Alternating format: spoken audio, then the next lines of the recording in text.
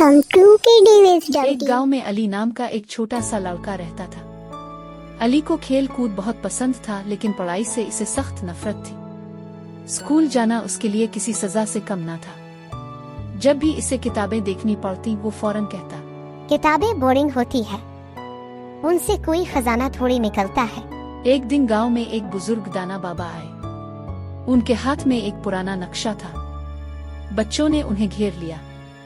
अली ने भी तजस्सुस से पूछा, बाबा जी ये क्या है? ये एक खजाने का नक्शा है, लेकिन इसे समझने के लिए पढ़ना आना जरूरी है। बाबा जी मुझे खजाना चाहिए, मुझे दे देना।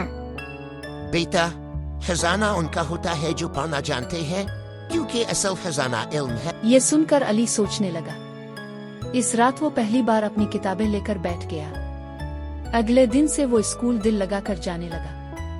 महीनों की मेहनत के बाद वो पढ़ने लिखने लगा। एक दिन बाबा जी वापस आए और अली को वही नक्शा दिया।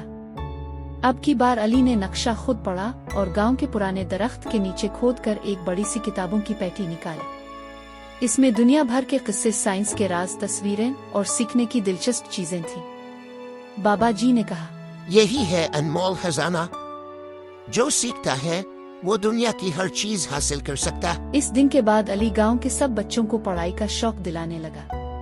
वो कहता, किताबें बोरिंग नहीं, जादुई होती है। सिर्फ इसे नजर आती हैं जो सीखना चाहे। जो बच्चा पढ़ना सीखता है वो जिंदगी में आगे बढ़ता है। इल्म ही असल खजाना है जो कभी चोरी नहीं होता। Don't forget the like and subscribe.